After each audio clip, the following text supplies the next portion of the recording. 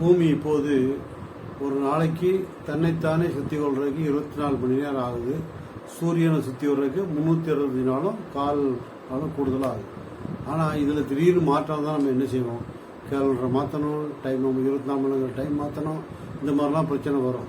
ஆனால் இது இப்போ அது மாதிரி வந்துருமோன்னு ஒரு சந்தேகம் நமது விஞ்ஞானிகளுக்கு ஏற்பட்டுள்ளது. காரணம், தெற்கு கலிபோர்னியா யூனிவர்சிட்டியில் ஒரு கடந்த 10 ஆண்டுகளாக ஒரு நிலநடுக்கங்களெல்லாம் அவங்க ஆய்வு பண்ணாங்க. அதாவது தெற்கு பசிபிக் கடல் பகுதியில் ஒரு 100 நிலநடுக்கங்களை ஆய்வு பண்ணாங்க. அப்போ தான் அவங்க ஒரு விசித்திரமான ஒரு ஆச்சரியமான திகிலூட்டும் உண்மையை கண்டுபிடிச்சாங்க. அதாவது பூமி எப்படின்னா, பூமி சுற்றுறது மேல் பகுதி நமக்கு மலையும் காடு நீர் இந்த மாதிரி இருக்கு. அது கீழே குழம்பு, எரிமலை குழம்புல மாதிரி ஒரு பால் மாதிரி எரிமலை குழம்பு இருக்கு.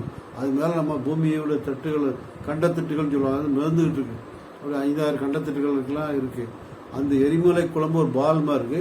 அந்த எரிமலை குழம்புக்கு உள்ள ஒரு அயன் பால் மாதிரி ரொம்ப கடினமான ஒரு பால், இரும்பு நிக்கல் இதெல்லாம் சேர்ந்த ஒரு சின்ன பால் இருக்கு.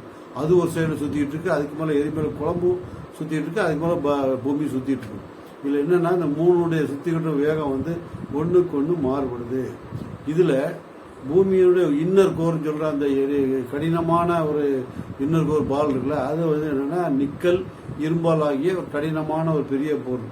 அது பூமியிலேருந்து கிட்டத்தட்ட 3000 கிலோமீட்டர் ஆழத்தில் அது இருக்குது. அதனால அதை இப்போ விஞ்ஞானிகள்லாம் ஆய்வு பண்ணியிருக்காங்க. அது இப்போ கடந்த 10 ஆண்டு பார்க்கும்போது அதனுடைய சுத்திரை லைட்டாக ஸ்லோ ஆகிட்டே வருது. அது 1000ல் 10ல் 1 இப்படிலாம் சொல்கிறாங்க.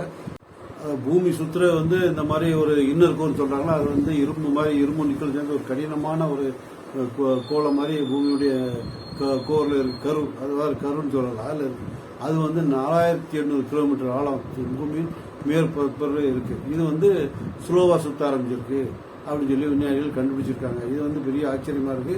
இது இதே மாதிரி நிலைமை போச்சுன்னா விரைவில் நம்ம இந்த மாதிரி பூமி சூரியனை சுற்றுற நாள் நேரம் அதிகரிக்கும்.